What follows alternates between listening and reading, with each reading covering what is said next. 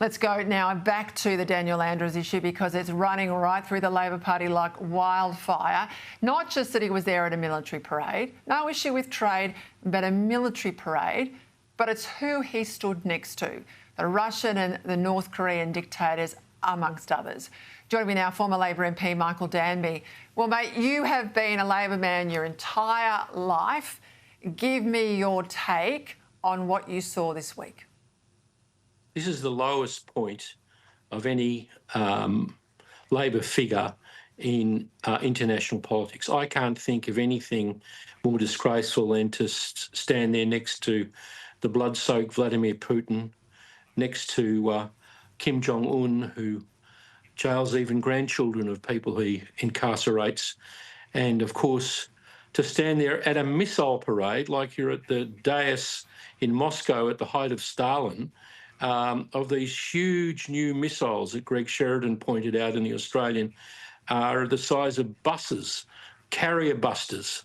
How could this be good for Australia? No wonder he got bagged even by the left-wing Age on its front page. And Peter, what's going on when the Age describes him as Dictator Dan?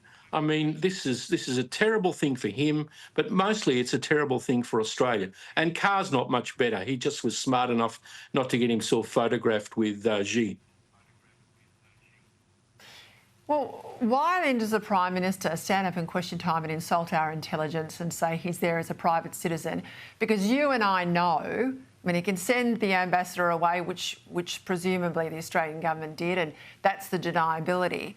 But when the best mate, former flatmate, a campaign insider, and he was in the recent election campaign, is there, you basically got better than an ambassador. You almost got a minister, a deputy prime minister, if I can call it that. Certainly a big-time Labor heavyweight there. So you know, the PM's got his cake and eating it too. The Chinese communists would be very aware of how close the two of them are. And in fact, when the long history of Australia is written, those two are responsible for the socialist left taking over the Labor Party from the beginning of COVID, when people's rights to vote as Labor members in pre-selections was abolished at the beginning of 2019, with the Albo acting as an enforcer from the National Executive. So it's a terrible look. It shows you how far the debate has gone in Australia. It's nice for the 7:30 report to run a mildly critical question of Bob Carr, but it just shows you how far things have drifted.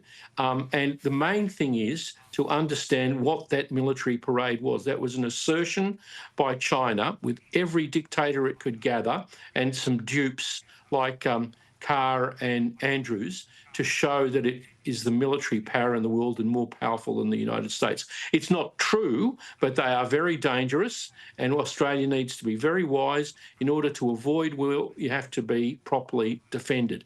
And we need to increase our defence budget to 3%. That's the best answer to that parade, and the best answer to ignoring Bob Carr and Dan Andrews is by the mainstream Australian people getting up and doing something about it, including forcing Albo to increase our defence expenditures. We'll see where we go with that. Thank you, Michael Danby.